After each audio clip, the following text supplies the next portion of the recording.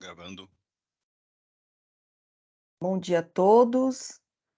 Cumprimento o meu doutor Flávio, doutor Zuli, hoje doutora Ângela, que veio substituir doutor Argos, doutor Eduardo, Jailson.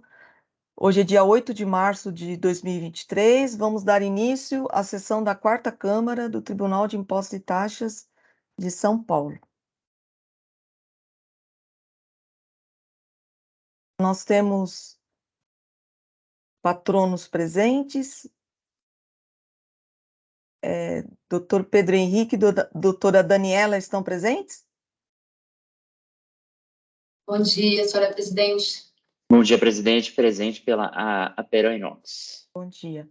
Então, pela ordem aqui, vamos começar pela Aperan, processo 40370000, Aperan Inox Tubos Brasil Limitada, da relatoria do doutor Flávio. Doutor, doutor Rodrigo, doutor Pedro, o senhor dispensa a leitura do relatório? Sim. Então, o senhor tem 15 minutos, pode começar. Obrigado, presidente. Na pessoa de quem cumprimento todos os integrantes dessa Câmara Julgadora. Também destino um cumprimento especial a todas as mulheres pelo Dia das Mulheres, na data de hoje. Doutor Pedro, só uma pergunta. Claro. O doutor tem procuração nos autos? Sim, e creio que estou cadastrado devidamente no EPAT. A informação que eu tinha era essa. Se tiver qualquer problema, eu corro atrás aqui da informação. Sabe as folhas, mais ou menos, que está? Porque o nome não aparece aqui. Não está aparecendo? Não vou saber a folha, só um instante. Deixa eu pegar a cópia. Vamos ver.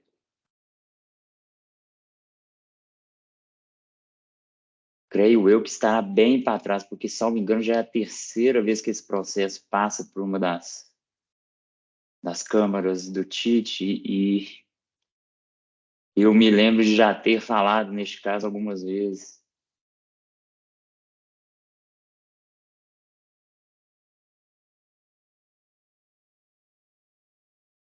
O senhor localizou, doutor Flávio? Procuração dele? Presidente, tem aqui, por exemplo, não consegui localizar. Só para, não sei se já ajuda, nas folhas 689, tem uma nota de publicação aqui no processo que consta em meu nome. Então, não sei se isso já será suficiente. Estou procurando aqui. Estou procurando aqui, mas não estou achando. Essa folha, realmente. Qual o número do seu... Qual o seu nome completo? Pedro Henrique Silva Anselmo, minha OAB de Minas Gerais, 166833. Putz, não estou achando aqui. Nós temos várias procurações aqui. Então, tem um monte, e não consegui achar até agora. Mas tem essa publicação que está no nome dele mesmo, essa intimação. Qual que é a sua OAB, doutor? 166? 166833. Acho que está no processo, senão não poderia ter sido intimado no nome dele. Sim. Então, acho que está regular. Já. Que tá, a não ser que tiver revogado, acho que está depois, acho que está regular a representação. Aqui, eu tenho aqui em documentos, né, na folha 535, tem um subestabelecimento que consta meu nome. Não sei se seria suficiente. Não, tá aqui, tá vendo? É suficiente. Ok, doutor. Tá, desculpa a interrupção. Pode sem problemas, iniciar. presidente. Eu que me desculpo pela não, é que não constou aqui, não consta seu nome e a gente está procurando aqui. A gente precisa confirmar, mas pode iniciar a sua sustentação oral, doutor. Sem problemas. Mais uma vez, cumprimentando a todos que nos assistem. Esse caso, na verdade, eu vou ser muito breve. Como eu adiantei, já é, se não me engano, a 3ª vez que ele passa pelas câmaras do TIT. É uma autuação antiga já, e que, no momento, discutimos apenas aqui uma das infrações desse auto, que foi uma infração de suposta não comprovação de retorno de mercadorias encaminhadas para industrialização em estabelecimento de terceiro. Esse auto de infração, no passado, ele já foi objeto de pagamento parcial em sede de anistia, quando a empresa pagou a infração número 2 desse auto incompleto, e o saldo remanescente da infração número 1. E eu digo isso por quê? Porque, novamente, assim como já no passado, a decisão de primeira instância administrativa entendeu por reduzir a autuação, uma vez que entendeu que a empresa comprovou ali, nos seus meios, o retorno dessas mercadorias supostamente não retornadas. E aí, a empresa já havia pago o saldo remanescente também no bojo da anistia. Enfim, o que temos aqui hoje é o recurso de ofício, em que a fiscalização entende que a redução que foi feita pela primeira instância administrativa não estaria correta. São diversas notas fiscais, então não é minha intenção ficar aqui falando especificamente sobre cada uma delas, mas sim alertá-los que o que temos aqui, a antiga discussão de que se o contribuinte, de fato, se depara com um problema, um erro, de fato, um erro em obrigações acessórias, a empresa jamais negou a ocorrência desse erro nesse processo. Qual erro? Algumas notas fiscais não foram devidamente referenciadas como retorno das mercadorias encaminhadas para a industrialização. Algumas delas, se não me engano, com retorno de caso de retorno de consertos, enfim. O que fez a empresa para comprovar que, de fato, ali não teria havido infração? Juntou a maior parte das notas fiscais que demonstram recebimento e retorno dessas mercadorias ainda em rúbricas diferentes. A fiscalização entende que a infração teria ocorrido na medida em que os CFOPs dessas notas fiscais não estariam corretos do retorno. Isso, de fato, aconteceu, a empresa nunca negou, mas o que fizemos, nosso trabalho nesse caso, foi tentar demonstrar que, ainda que houvesse erro em documentação fiscal, de fato, as mercadorias encaminhadas, elas retornaram, e os dados, em termos de mercadorias, informações dessas mercadorias constantes nas notas fiscais, seriam suficientes para demonstrar ali que não teria havido uma saída de mercadoria que deveria ter sido tributada e não foi. Ou seja, a empresa reafirma sua posição, não há aqui nenhuma alteração de argumentação, é a mesma desde o início. Então, o que tem a dizer é aquela velha máxima: nós temos que seguir a verdade material. De fato, as obrigações acessórias, elas existem para ser cumpridas, isso é inegável. Mas, considerando o nosso sistema tributário caótico e inseguro, quando o contribuinte se depara em situações tais quais essa, ainda mais uma empresa como a Peranor, que é uma siderúrgica, uma das maiores do nosso país, que temos um volume de documentação enorme. Então, em situações tais quais essa, nos cabe buscar ali demonstrar da melhor forma possível que não ocorreu a infração, ainda que haja indícios nas documentações fiscais de que teria havido erros e que não teria sido comprovado. O centro da discussão é esse, senhores. A empresa não tem nenhum argumento novo a trazer.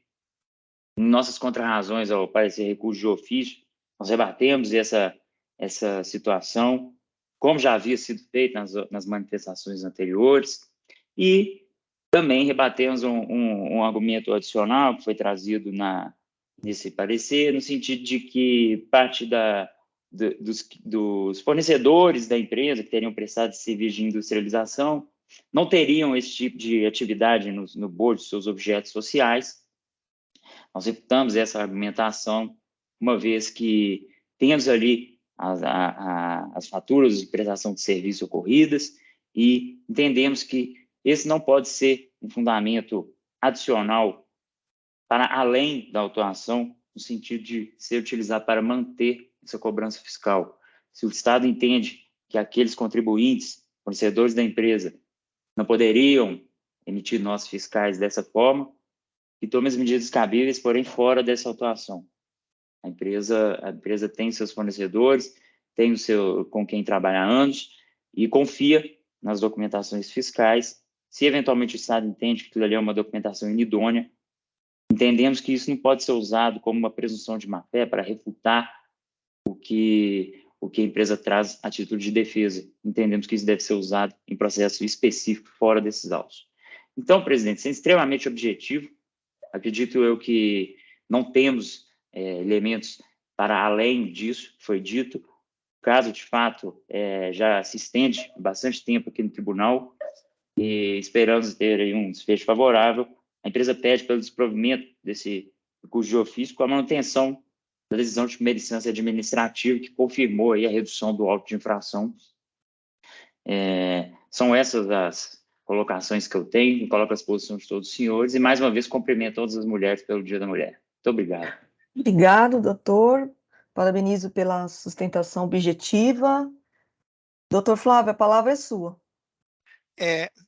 Eu vou colocar o voto primeiro no sistema para depois falar o voto. Ok. Então, tá aberto o sistema para eu já colocar aqui. Tá aberto, não tá? Tá? Tá aberto. Deixa eu colocar aqui.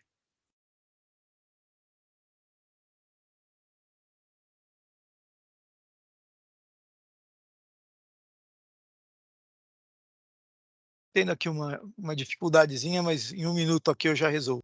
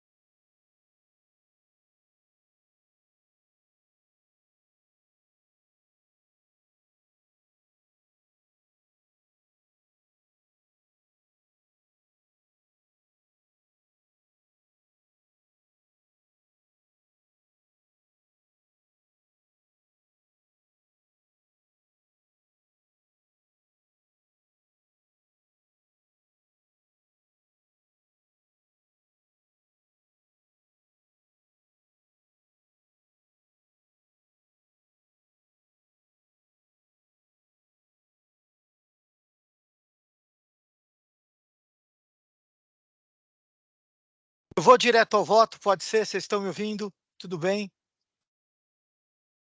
Eu não ouço vocês. Eu vou direto ao voto, tá? Estamos Sim, ouvindo, Flávio. sim. Tá, vou Pode direto ao ir. voto, tá?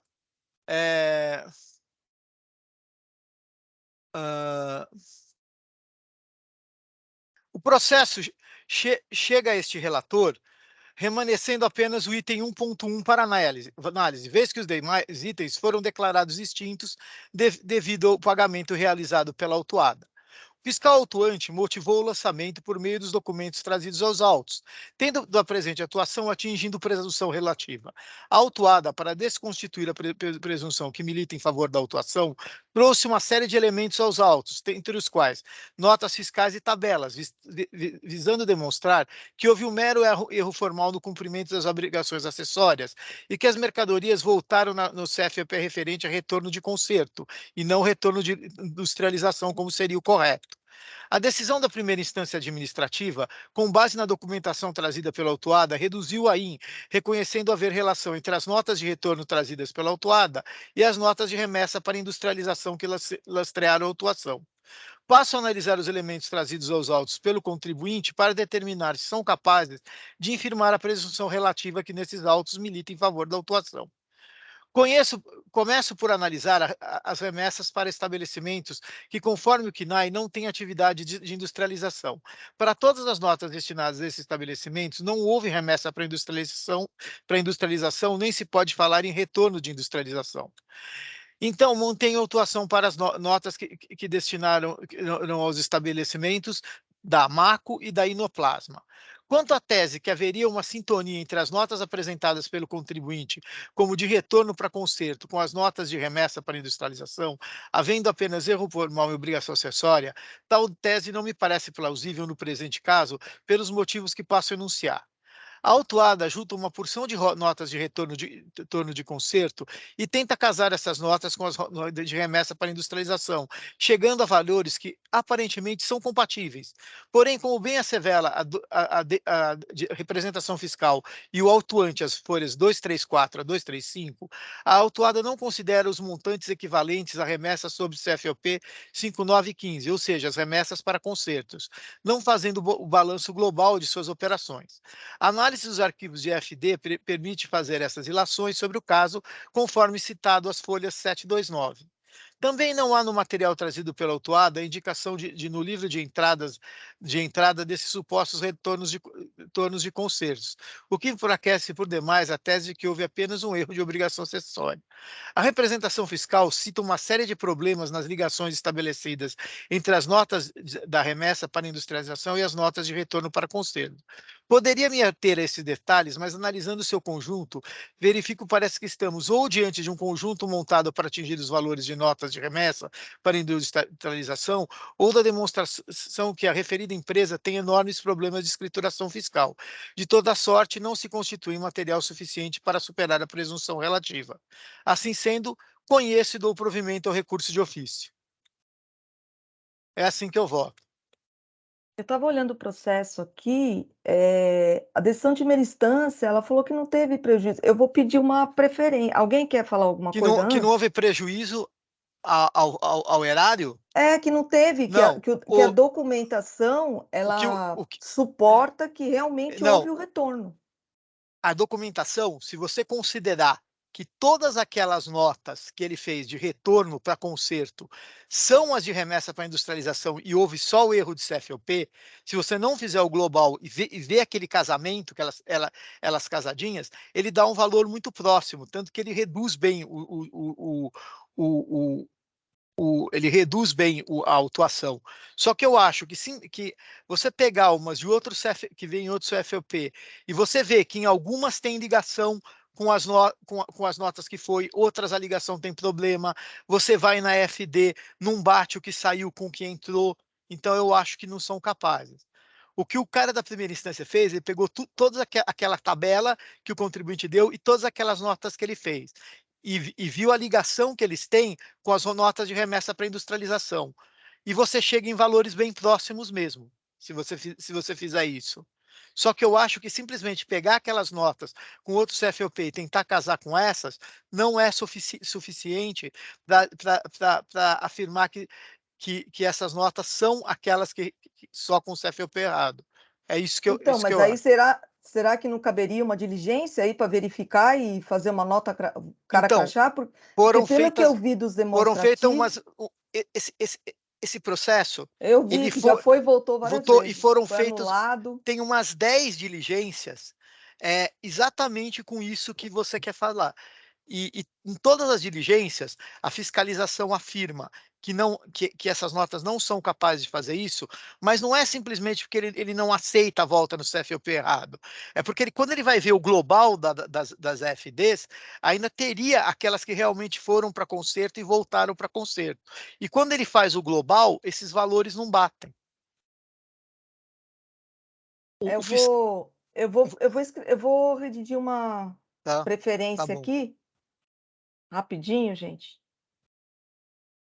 Porque eu acho que analisando os autos, se o julgador de primeira instância ele viu, ele analisou as provas e já foram feitas várias diligências, e pelo que eu vi aqui no processo, a representação ela bate na mesma tecla. E pelo recurso foi só um erro do CFOP mesmo. Eu vou redigir uma preferência. Alguém tem alguma observação que queira falar enquanto isso? Tá ok para mim, concordo. Eu concordo também, porque realmente a representação fiscal acaba não sendo muito positiva aqui também, né?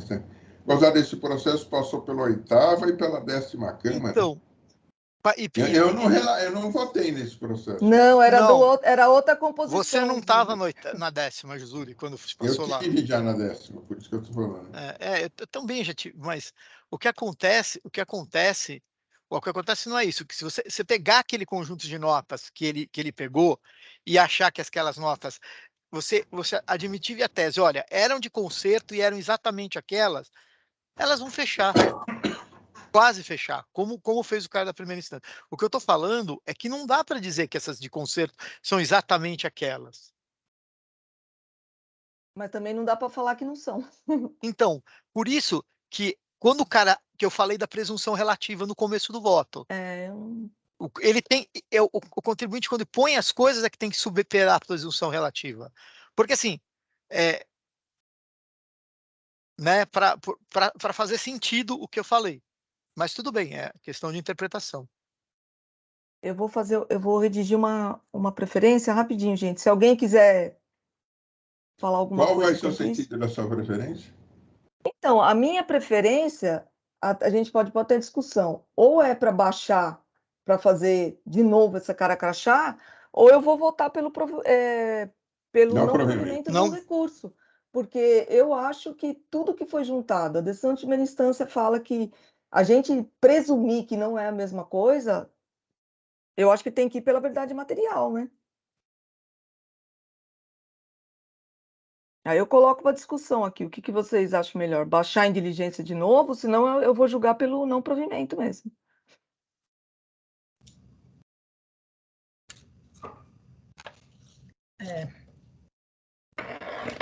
Porque a decisão reconhece que houve o retorno, ela é enfática. Né? Então. Eu acho que é até pelo não provimento. Mas, gente, ele nem colocou, mesmo esses que voltaram dele, mesmo que você admitisse, o contribuinte nem mostrou no livro de entrada onde entrou esses retornos. Então, será que não é o caso de fazer baixar em diligência, Flávio, e colocar o item, colocando, ó, tem que verificar isso, tem que verificar isso? Porque também a gente julgar, a prova diz uma coisa, o trabalho fiscal tá assim. Não sei, o que vocês acham? Faz a diligência, então, para ser mais cauteloso. Você não quer votar? Eu estou vendo aqui itens 17, 18 e 19 da própria representação fiscal, né? E realmente toda a questão ficou nos CFOPs, né? Exatamente. Eu acho que precisaria efetivamente esclarecer melhor isso, né? Até porque os valores não batem. E aqui fala a diferença, mas não foram autuadas as diferenças. Os valores, ainda se o fisco tivesse apontado, diferenças da WCSF entre um e outro CFOP, fizemos a autuação, mas não é isso. Não, então, exatamente. Então, mas tudo bem, questão de como você vocês acham isso? que a gente direciona a diligência? Eu acho que a gente poderia fazer para responder isso, não para baixar como baixou das outras vezes, anulando. Então, pergunta para ele se tem no livro de entrada essas. Imagina a tese que o do cara da primeira instância usou, não a que eu usei. Então, pergunta para o cara primeiro, se tem no livro de entrada essas de retorno de conserto. As notas fiscais. Isso. Onde que elas estão no livro de entrada? Porque indicar de forma expressa o registro isso, no livro de entrada isso. das notas fiscais de retorno de conserto. E nas EFDs? Onde que está isso? Porque assim, se tiver, fortalece um pouco a tese dele. Eu acho que mesmo assim ainda não dá, mas para a tese que vocês estão adotando, fortalece a tese. Sim, porque aí se ele falar que tem, Flávio, mas, aí foi um erro de CFOP já mesmo, tem né? manifestação da fiscalização nos autos dizendo que não tem nos livros de entrada. Mas pede de novo para o cara apontar cada uma delas, tal, e também manda para o contribuinte, porque às vezes o contribuinte aponta, né? Então, no livro registro de entrada e na FD também? Isso. Eu ficaria com o livro de registro de entrada porque aí com o livro de registro de entrada, pelo menos se você adotou a mesma tese do contribuinte, aí fechou tudo. Né? Aí fechou o circuito. Porque o próprio não só a representação fiscal, como o próprio fiscal, ele fala que não tem entrada no registro de entradas. O que é interessante é o que consta aqui do item 33 do parecer da RF, que diz o seguinte: atendente à nota fiscal 49834, emitida por Inoxiplasma Comércio de Metais Limitada, o julgador entendeu. E olha que interessante, em relação à nota fiscal de remessa 8883... Está errada com relação. Então, mas aí o valor tudo bate, entendeu? Então, isso que eu estou falando. Mas uma faz referência a retorno de conserto e outra de industrialização. Na verdade, a correlação da nota fiscal está certa. O problema é a indicação do que teria ocorrido. A indicação do CFOP é o que o contribuinte alega. O contribuinte alega, ele fala assim, tá tudo certinho, a gente só errou na volta desse CFOP. O que eu acho é que não é só isso, tem outros problemas. O que o primeira instância achou é que é só isso, fez uma correlação e reduziu bem o AIM baseado nessa correlação. O que a representação fiscal fez é pegar algumas notas e ver que essa correlação que a primeira instância fez tem alguns problemas de indicação. Só que eu não acho que isso é fundamental.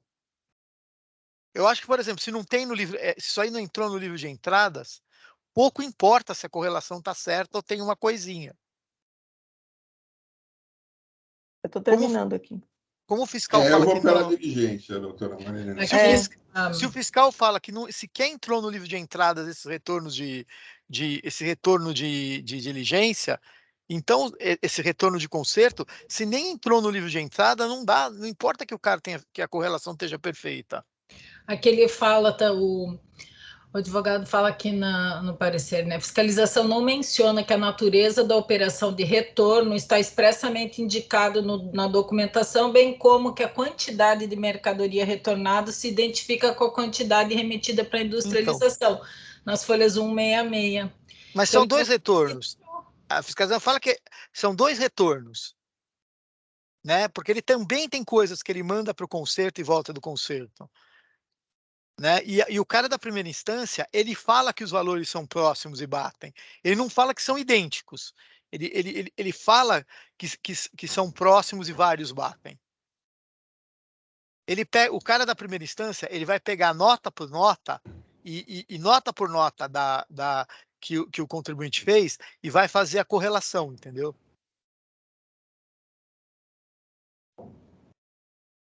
A diligência você poderia também solicitar que o contribuinte elaborasse planilha, nota por nota, demonstrando o que ocorreu, se foi O contribuinte já fez, tem isso nos autos do Tem contribuinte. isso nos autos? Tem. O contribuinte fez isso nos autos. E, aliás, é por isso que o cara da primeira instância deu o provimento parcial. O cara da primeira instância, ele olhou o que o contribuinte apresentou e falou assim, ó, essa nota é exatamente a quantidade, que nem a Ângela estava falando agora. Ele pega cada nota e faz isso. O fisco falou sobre isso? O fisco, isso daí é igual uma decisão outra, é igual a essa de primeira instância, que foi anulada. O fisco fala, primeiro, que não tem que os valores globais de que vai e que volta não batem. Então, esses que voltaram para conserto, na verdade, eles não são o que da remessa para industrialização que não voltou, que ele manda coisas para conserto também, e que no global essas coisas não batem. Depois ele fala que não tem, mesmo desses, não tem a entrada não tem a entrada, não tem o registro no livro de entradas. E depois o fisco também vai falar que para várias dessas notas há problemas na correlação. Mas os problemas que ele fala na correlação em uma nota outra, eu não acho o mais importante. O que eu acho mais importante... Então, o fisco se manifestou sobre essa tabela. O fisco se manifestou sobre essa tabela. Quando o fisco fala que, por exemplo, no parecer da representação fiscal, quando ele fala, olha, essa nota, ela se refere a essa outra e não a essa que o contribuinte falou, ele está se manifestando sobre a tabela do que disse o contribuinte. Não existe... Aliás, essa diligência que a gente está fazendo aqui, ela já foi feita muito parecido em outra Câmara. Eu acho que foi feita, não é nem na 10ª, porque antes de passar na 10ª, ó, quantas vezes já passou esse trem, já passou? Ela já passou na 10ª, acho que ele já passou na 8ª, já passou um monte de vezes. E essa decisão de primeira instância, igualzinho ele fez, ela já foi anulada pela 10ª, porque como teve novas diligências, novas manifestações do fisco e do contribuinte, eles anularam essa decisão. Porque a primeira decisão de primeira instância administrativa era muito parecida, ela não era idêntica, mas era muito parecida com essa decisão agora. Então, mas se existe a dúvida e na diligência não atacam efetivamente o que tem que atacar... Concordo. Concorda? Faz a diligência. Só vou terminar aqui e já coloco para vocês verificarem.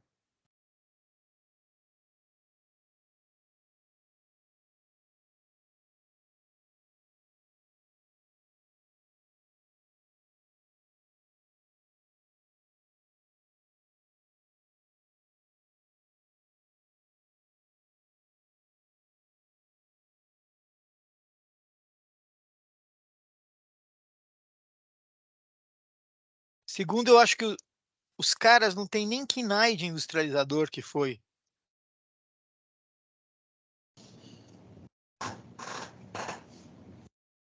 Então...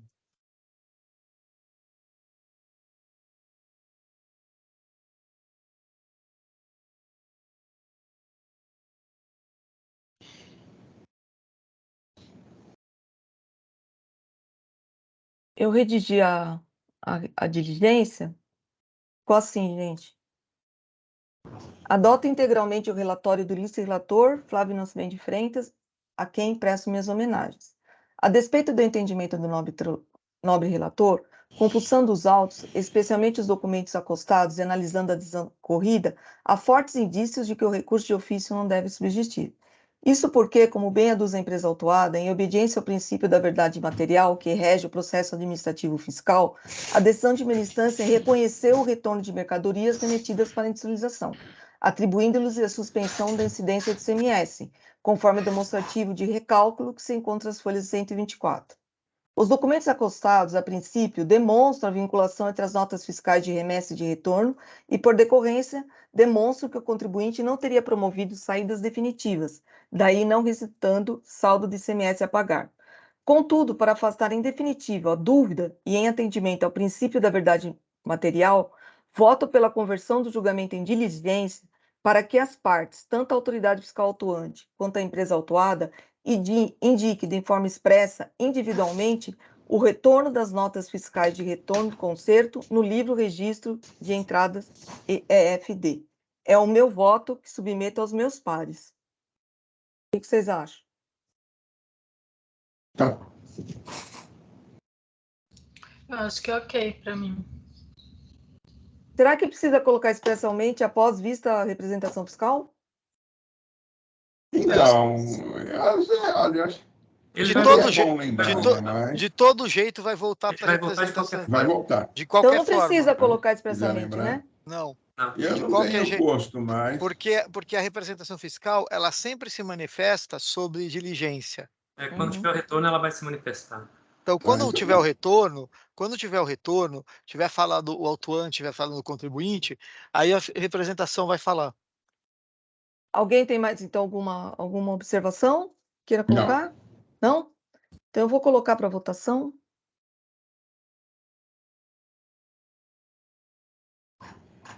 Encerrar debates.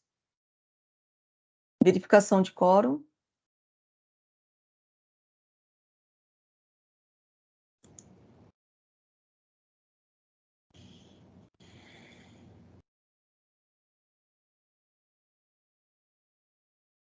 Iniciar a votação.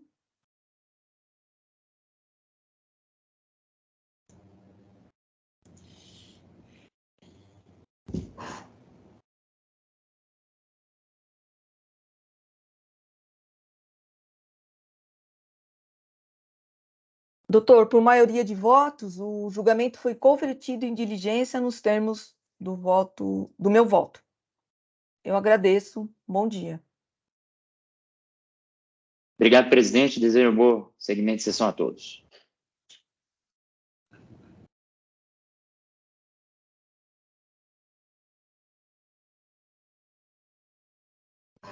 Bom, o próximo processo é o 4143091, Barlock do Brasil Limitada, SA, da minha relatoria. Está presente a patrona doutora Daniela.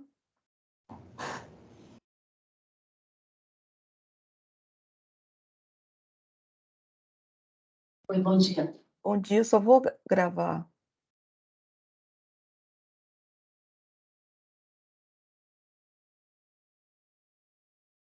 Doutora, dispensa a leitura do relatório? Tudo bem, pode ser. Então, doutora, antes que a doutora inicie a sua sustentação oral, a Barlock ela tem vários processos aqui no tribunal, inclusive, semana passada nós julgamos um processo aqui nesta Câmara. Então, como tem muitas dúvidas, se é o mesmo caso, se não é o mesmo caso, hoje nós vamos ouvir a sua sustentação oral e eu trarei o voto na próxima sessão, ok? Ok, tudo bem. Então, a doutora tem Bom, 15 minutos. tá ótimo. Obrigada, senhora presidente. Bom dia a todos. Estou aqui com a doutora Renata Rocha, que também me acompanhou, né, a última sustentação oral que fizemos semana passada na Câmara.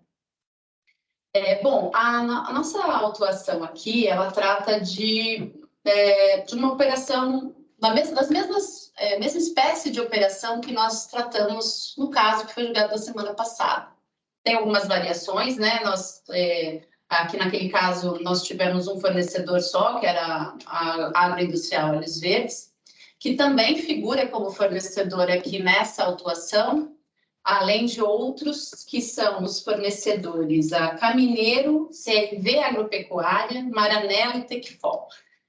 Só resumindo um pouco aqui a autuação, nós temos dois itens de autuação, né? Um de falta de pagamento do imposto, do ICMS, que foi considerado como diferido, né? Porque no entendimento das agentes fiscais, na aquisição de gordura suína e sebo neutralizado, haveria a quebra do diferimento do ICMS ocorreria somente no estabelecimento da Bayer Locker, né? A Bayer Locker é uma indústria química que adquire esses produtos como parte dos seus insumos, né? E ela revende os seus produtos para outras indústrias de vários setores diferentes.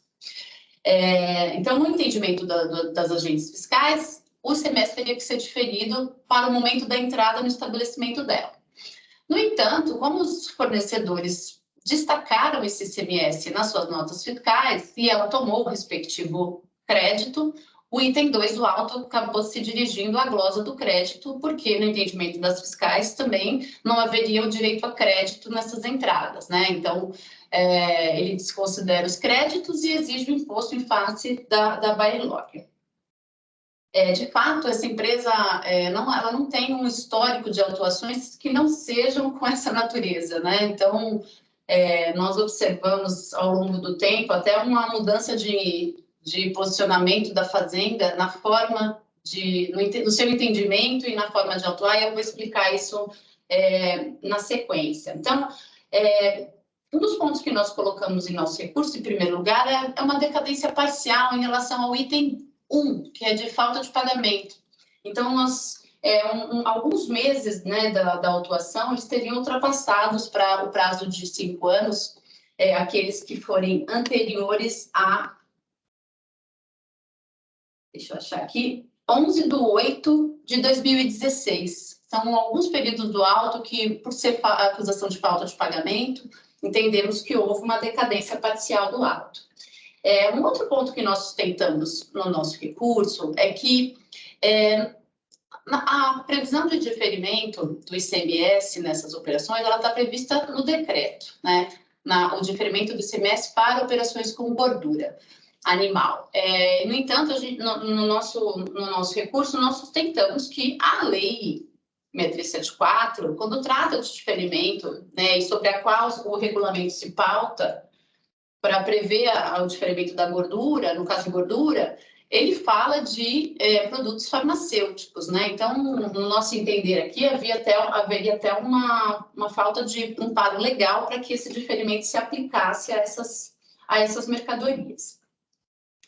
E aí, os pontos que nós reforçamos um pouco mais, e que eu entendo importante, que essa Câmara leve em consideração. Esses fornecedores, né, a Agroindustrial Óleos Verdes, a CRV, a Camineiro, a Maranello e a Tecfol, são empresas que normalmente realizam algum tipo de processo de industrialização dessas gorduras. Então, normalmente se adquire a gordura do frigorífico, né? E a Bayer Locker, ela não processa essa gordura da forma que foi extraída do boi ou do porco. Então, essas empresas fazem algum processo de neutralização, de filtragem, de clareamento e, então, vendem para a Bayer Locker. Nesse processo, né, inclusive, algumas empresas, inclusive uma delas que consta aqui, a Maranello, ela tem resposta à consulta da Secretaria da Fazenda, que trata de uma situação de quebra de diferimento por conta de processos industriais que ela realiza sobre esses materiais. No entanto, para a Fazenda, da forma como as agentes fiscais têm tratado a gordura, ainda que essas empresas façam algum processo de industrialização, essa industrialização não é capaz de alterar a classificação do produto. Então, ainda que exista um processo de clarificação ou de neutralização do sebo, ele continua sendo sebo e, então, no entendimento delas, não haveria quebra de diferimento nesses fornecedores. Então, a quebra aconteceria somente no estabelecimento da Bayer Locker. E isso, mesmo que exista processo de consulta, resposta, consulta, né, de fornecedores que constam aqui como fornecedores nesse auto. Então, o que nós colocamos aqui é que, em nenhum momento, né, a fiscalização se debruçou sobre uma quebra de diferimento do ICMS nesses estabelecimentos, né, nos fornecedores. E nós sabemos que, em autuações que tratam de diferimento, a Fazenda do Estado, normalmente, né, ela volta bastante na linha do tempo para tentar descaracterizar uma situação de diferimento, né? Inclusive, foi o que nós verificamos no último caso, que foi julgado pela Câmara. Então, a Fazenda sempre busca encontrar qualquer tipo de fundamento para descaracterizar a quebra de diferimento. Não foi o que vimos aqui. Aqui, ela considera que, se tiver havido qualquer industrialização, ainda que tenha havido, não restaria recaracterizada a hipótese de quebra de diferimento. No entanto, né, senhores, um ponto que nós trazemos até aqui nos nossos memoriais é que nós verificamos que em pesquisas, né, até no site do TIT, sobre decisões administrativas, quaisquer, todas, nós olhamos todos os processos que existem no TIT contra todos esses fornecedores. Nenhum desses fornecedores, né, apesar de fiscalizados, autuados e tudo mais, nenhum deles foi autuado pelo destaque indevido do ICMS, né? Então, o artigo 527.4G do regulamento, ele tem uma infração específica para aquele que destaca indevidamente o ICMS, né, em operações que não estão sujeitas ao imposto. E nenhum desses fornecedores jamais foi autuado sob esse fundamento. E nós sabemos que é atividade vinculada, né, uma vez verificada uma situação que está em desacordo com a lei, a fiscalização deveria imputar a respectiva multa que está prevista na legislação. Nenhum dos casos aconteceu, muito pelo contrário.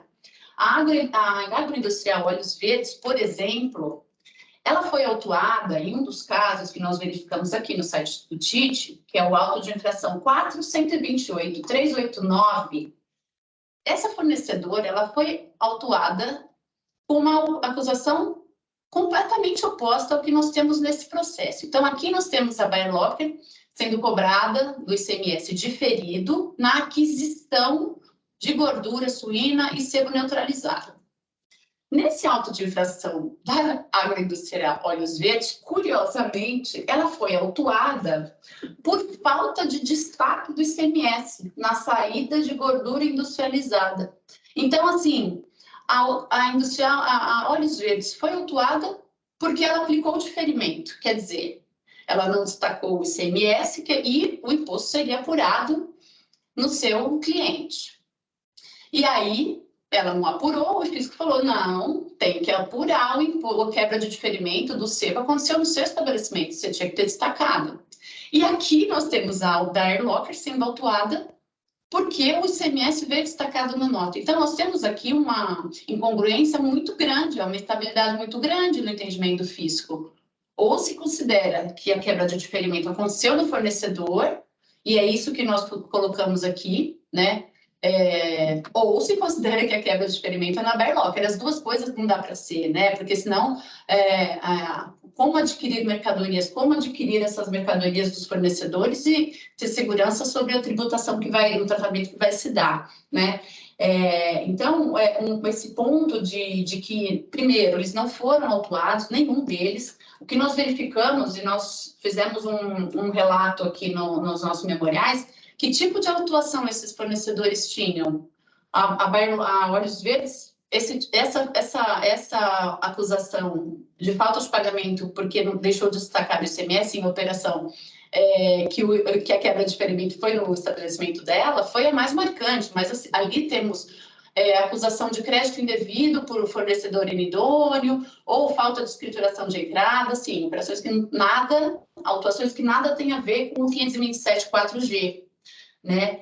Então, sob esse viés, a gente entende que a fazenda ela vai se beneficiar duas vezes, né? Se ela apura o imposto, né? E tem o resultado da apuração do imposto do fornecedor, não autua por ter destacado indevidamente, ao mesmo tempo cobra o ICMS da Bayer Locker e ainda glosa o crédito, né? E nesse ponto, a gente entende também muito importante mencionar que, para a Bayer Locker, o diferimento é muito melhor, né? O diferimento de ICMS na entrada do seu estabelecimento é muito melhor, porque ela não tem que desembolsar o ICMS, antecipar para o seu fornecedor e depois fazer o crédito, né? Na hipótese de diferimento, o ICMS da entrada é uma questão meramente escritural. Ela vai tributar, ela vai escriturar outros débitos, outros créditos e vai tributar o produto final lá na frente.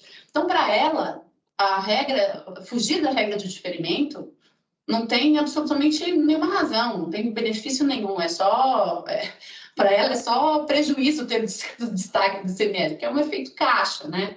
Então, com base nesses pontos, né, nós pedimos o provimento do recurso. Caso a Câmara entenda que que deveria haver algum tipo de manifestação das fiscais sobre as autuações desses fornecedores, que, sim, no máximo seja convertido o julgamento em diligência para que as fiscais se manifestem, mas o fato é que já constatamos aqui no site da Secretaria da Fazenda, no site das informações públicas, que nenhum deles foi autuado sobre esse fundamento. Então, essas são as nossas considerações, estamos à disposição para qualquer dúvida que possa surgir. Obrigada, doutora, pela sustentação oral muito esclarecedora. Pelo que a doutora falou, é na linha da outra autuação que nós julgamos semana passada, né? Sim, é muito parecido com o caso da segunda Câmara também, que foi julgado um dia antes, né? Sim. É muito parecido, sim. São ambas autuações decorrentes da Operação Sebo Virtual, né? A Sebo Virtual, ela foi mudando um pouco ao longo do tempo, mas as acusações são semelhantes. Alguém tem alguma pergunta que queira fazer?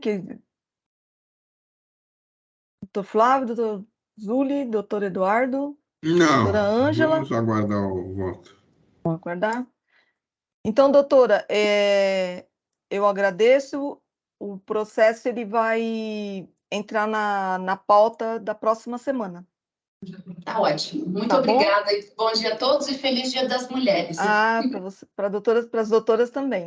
Obrigada, bom dia. Vamos voltar, então, para a nossa pauta.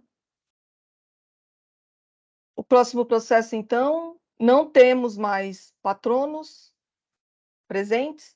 Então, vamos passar para o processo 4134-909, Indústria de Transformadores Itaipu Limitada, da relatoria do doutor Zuli. Eu só vou registrar a sustentação oral aqui, doutor Zuli.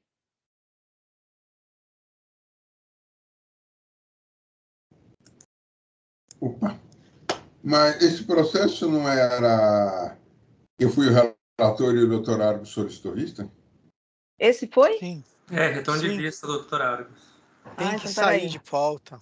Vai ter que sair de pauta, porque o doutor Argos... não está constando, é Esperamos verdade. que ele esteja Como o ali. Argos tem que sair de Então, pauta. por conta da ausência do doutor Argos, justificada por motivo de doença, então nós vamos devolver para o relator, vamos devolver para a pauta?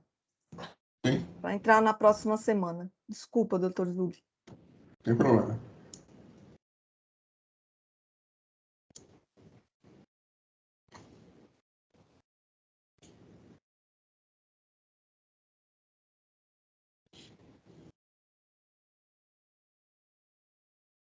Então, o próximo processo é que aqui não constava a vista. Próximo processo, 4144050, Next Mac Comercial Eireli, da relatoria do doutor Zuli. Eu vou registrar a sustentação oral. Sim, não tem, né? Não tem. Ausente. Mas tem que registrar do mesmo jeito. Sim. Doutor Zuli, o senhor tem a palavra? Se puder resumir. Eu vou tentar ler a ementa, não é um processo complicado, né? E falta de pagamento de imposto, deixou de pagar o imposto por não escriturar, então é objetiva a acusação, né? Regulamento de notas fiscais de sua emissão no livro de registro de saída de IFD. Escrituração de livros fiscais deixou de escriturar de sua emissão também na saída de mercadorias não tributadas na operação posterior no livro de registro de saída, deixou de escriturar notas fiscais de mercadorias tributadas agora no livro de registro de entradas, operação do período se encontrava escritura de escriturar. Não estou ouvindo, Zuli. Está falhando, Zuli. Está cortando, Zuli. Está cortando. Está cortando a sua fala, o microfone. Está cortando muito? Isso. Agora melhorou. Onde vocês perderam? Tudo. Agora... Então, pagamento de imposto. Vamos mudar aqui a câmera, o microfone de lugar. Falta de pagamento de imposto, vou ler a acusação, mais fácil. Aqui. A primeira acusação Então, deixou de pagar imposto por não haver escriturado o regulamento no livro fiscal próprio, registro de saídas, o ICMS, respectivas referências, documentos de sua emissão, notas fiscais eletrônicas relacionados no demonstrativo tal. O item 2 também é faltas relativas ao pagamento. Na verdade, é faltas relativas aos livros fiscais, porque ele deixou também de escriturar a nota fiscal eletrônica, tal documento de sua emissão relativa à saída de mercado de operação não sujeita ao pagamento de imposto. A acusação do 1 e 2, na verdade, ela é do mesmo teor, só que um não havia... Cortou, não estou ouvindo de novo. Que não foram escrituradas, tá? Deixou de escriturar no montante. E os outros, vocês estão ouvindo? Agora está bom. Alô? Agora está melhor, agora estamos ouvindo. Tá. Deixou de escriturar no montante e períodos indicados nos documentos relativos à entrada em mercadoria e em operações tributadas, sendo que já encontrava escrituradas as operações. E aí, então, na verdade, é falta de escrituração e deixou de escriturar, então, as notas fiscais.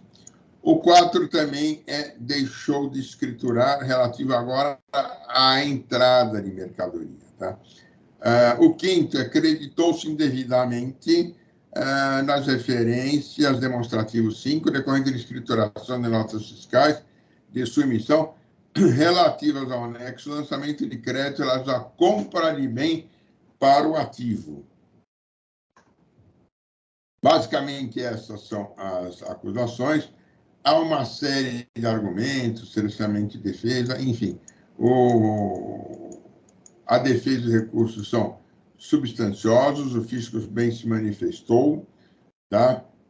Em preliminares no ordinário, o contribuinte traz a ausência de notificação prévia do AIM, suposta ausência de prova das infrações, no mérito, erro de fato cometido pela empresa, possibilidade de compensação de débitos do AIM com saldo credor, multa e juros. Basicamente, então, esses usuários vão arrancar a sustentação oral, que não realizada, tá? E passou ao exame. Suposta ausência de notificação. A recorrente alega que o fisco, antes de lavrar o AIM, deveria tê-la conferido a oportunidade de retificar os eventuais equívocos ou mesmo de comprovar que não havia qualquer equívoco de sua escrituração. Como o fisco não teria dado essa oportunidade para a empresa, o AIM lavrado é nulo e ofende ao contraditório. Ausência de provas. Também nessa linha ele diz que não há provas, principalmente por conta da ausência da notificação. Suposta ausência de provas de infração, também é o terceiro argumento dele. Eu estou analisando e estou afastando cada um deles, por quê? Primeiro, que não há essa anterior necessidade de notificação do AIM. Segundo, porque a recorrente alega não teria comprovado devidamente o cometimento das infrações, assim, por ausência de prova, o AIM seria nulo. Porém, todas as infrações fiscais contidas no relatório foram documentalmente comprovadas pelo fisco, em farto material probatório, basta observar o processo eletrônico para ter-se ideia das provas produzidas. E aqui eu faço referência a folhas, às provas, enfim. Tá? Então, eu estou afastando as preliminares e passo, então, a análise do mérito nos respectivos itens e digo o seguinte: do suposto mero erro de fato cometido pela empresa, a recorrente alega que o fisco a estaria punido pelo simples cometimento de alguns erros de fato, que poderiam ser facilmente corrigidos pela empresa sem a necessidade de cobrança de multas. Todavia, os dispositivos legais são bastante claros no sentido de que, como a empresa deve escriturar as operações que realiza.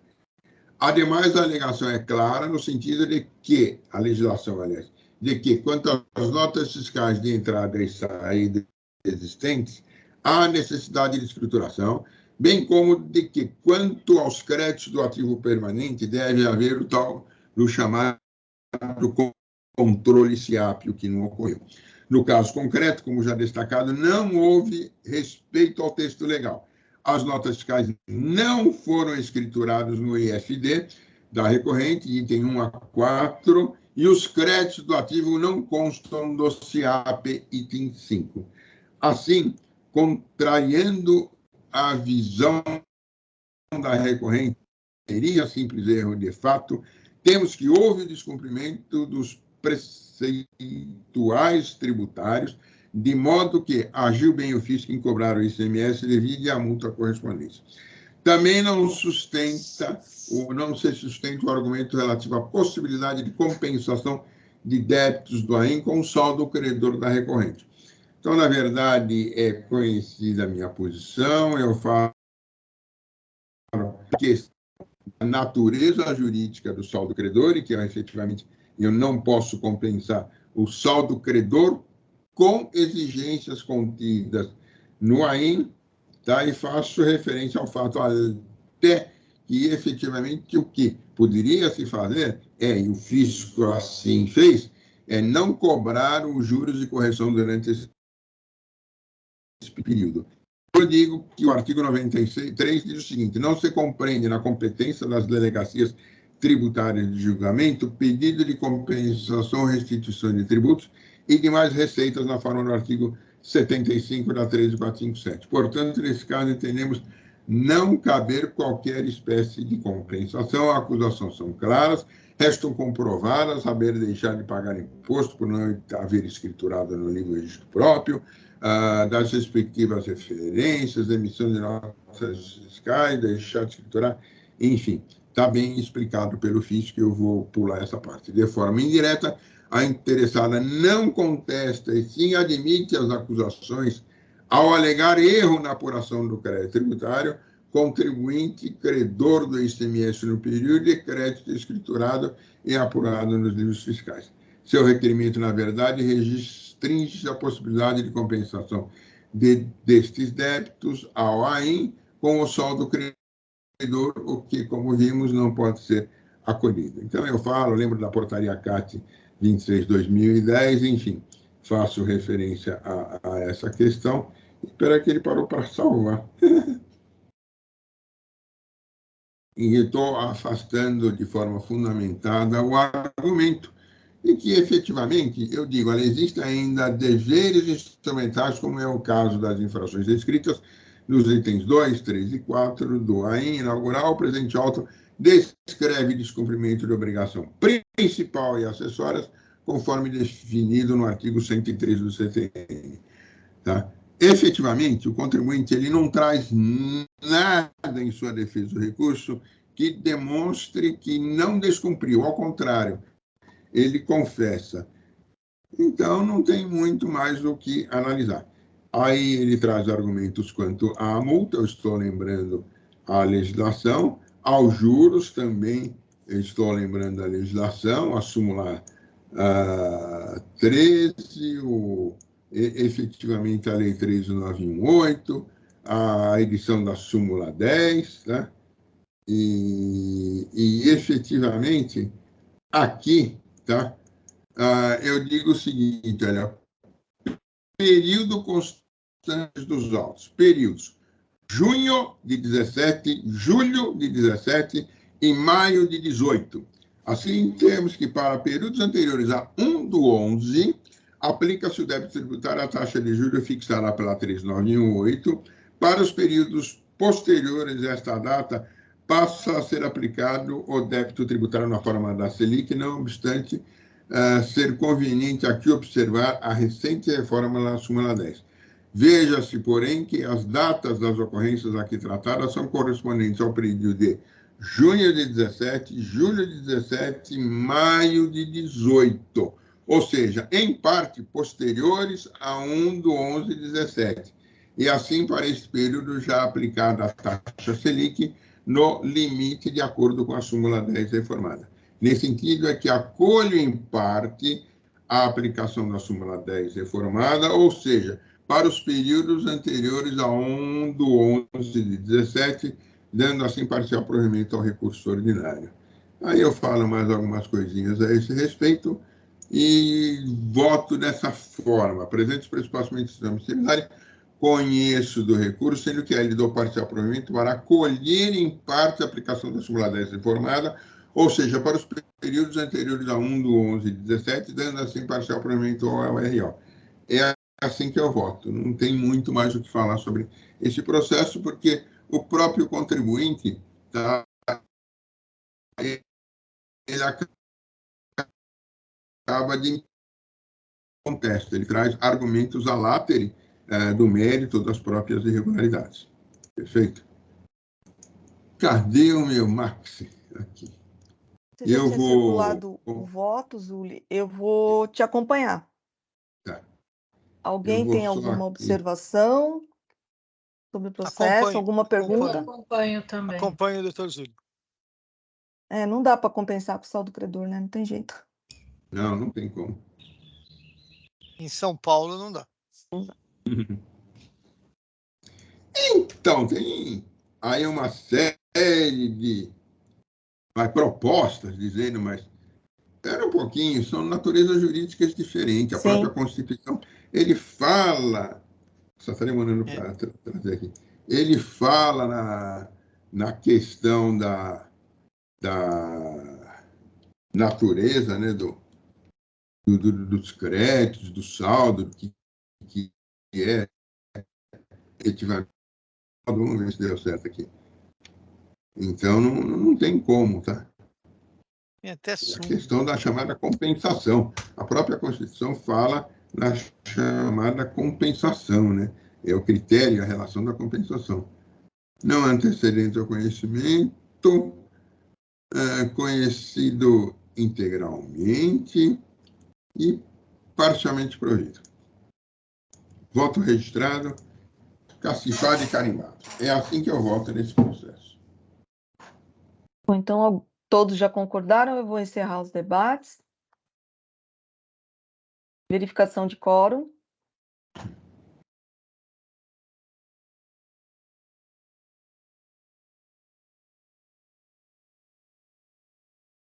Fazendo Câmara. Iniciada a votação.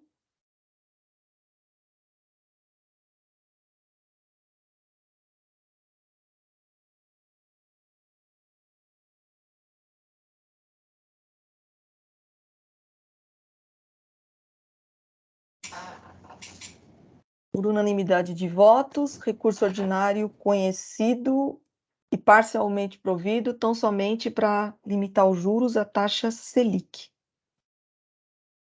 E naquele período, né? E naquele período. Temos dois. Nos termos do partes, voto do né? relator.